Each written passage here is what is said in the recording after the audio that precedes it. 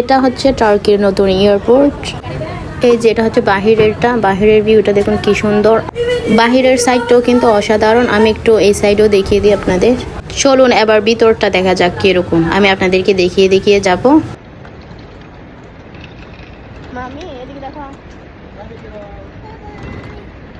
এই যে সামনে গেট দেখতে পাচ্ছেন, ওখানে আমাদের লাগেজগুলো এখন চেকিং হবে।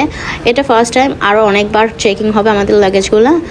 এখন ওনারা আবার আমরা যে জ্যাকেট পরে আসছি, ছেলেরা বেল্ট পরে আসলে, মেয়েরা গড়ি পরে আসলে এগুলো সব খুলে চেকিংয়ে দিতে হবে। তো এটা যতবার চেকিং হবে ততবার করতে হবে। চেকিং শেষ, এখন আমরা ভিতরে চলে আসছি। দেখুন কি লাক্সারিয়াস। আর এখানে বাচ্চারা খেলার জন্য অনেক কিছু করে দিয়েছে। আর এটা ভীষণ সুন্দর, তাই না? আমি ভেবেছিলাম টাকা নেবে হয়তো, কিন্তু না, এটা বাচ্চারা যেন বোরিং না হয় সেজন্য অনেক রকমের খেলনার জায়গা করে দিয়েছে। আরও আছে, এই যে এই সাইডে আছে, এটা স্প্রিংয়ের যে লাফালে আরও আবার উপরের দিকে উঠে যে ওরকম টাইপের কিছু একটা হবে। মনা নিজেও জানে না কোথায় যাচ্ছে সে আজকে। আচ্ছা, আপনারা কি কেউ গেস করতে পারছেন যে আমরা কোথায় যাচ্ছি? বাবুন লাস্টের দিকে বলবো কোথায় যাচ্ছি। তাক, আর বেশি নাটক করে লাভ নেই। আমি অনেকদিন পর বাংলাদেশে যাচ্ছি গাইস। এই জায়গাটা দেখার পর টুক করে মাথায় একটা বুদ্ধি চলে আসলো যে পিকুটার পারফেক্ট জায়গা হচ্ছে এটা।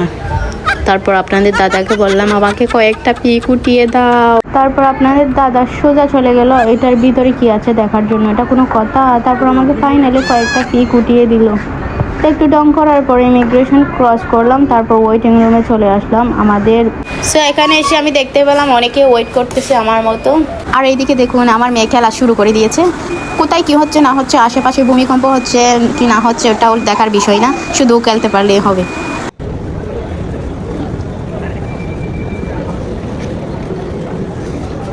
এই যে ফাইনালি চলে আসছে আমাদের এরোপ্লেন, আমরা সবাই উঠে গেছি এখন। সো আমরা টার্কিশ এয়ারলাইন্সে করে যাচ্ছিলাম। তো ওখান থেকে অনেকে হেডফোন দিয়েছে, আর ওকে কিছু খেলনা দিয়েছে, পেন্সিল দিয়েছে, বই দিয়েছে, ওগুলা দিয়ে ও খেলতে ব্যস্ত হয়ে গেছে। তো আমরা উইন্ডো সাইডে সিট নিয়েছিলাম, তাই একটু আপনাদেরকে দেখিয়ে যাচ্ছি। হ্যালো এভরিওয়ান, এটা হচ্ছে চট্টগ্রাম এয়ারপোর্ট। তো আমি টার্কি থেকে ঢাকাতে আসছিলাম, ঢাকা থেকে আবার টিকিট করে চট্টগ্রামে আসলাম। তো ঢাকা আমি ভিডিও করতে পারিনি এয়ারপোর্টে, কারণ আমি 11 ঘন্টা জার্নি করে আসছিলাম, অনেকটা ক্লান্ত হয়ে গেছিলাম, সেজন্য ইচ্ছে করেনি। এটা হচ্ছে চট্টগ্রাম এয়ারপোর্টে একটু করে ভিডিও করেছিলাম আপনাদেরকে শেয়ার করার জন্য। আমি অনেকটাই ক্লান্ত হয়ে গেছি, এখন বাসায় যাওয়ার পালা। সবাই ভালো থাকবেন, সুস্থ থাকবেন, দেখা হবে অন্য আরেকটি ব্লগে।